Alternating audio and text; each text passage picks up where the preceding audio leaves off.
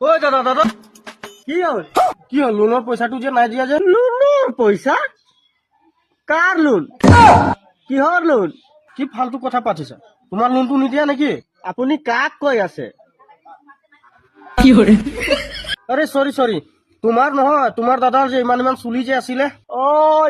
ইমান চুলি আছিলে যে, দাড়ি চাড়ি আছিলে যে, তাৰ কথা কৈছ?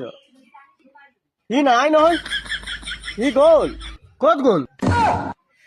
ক'ত গ'ল মানে মুয়ে লাগি মানুষটা কি বলবো। হেৰি নহয়, সি বেংগলৰ গুচি গ'ল।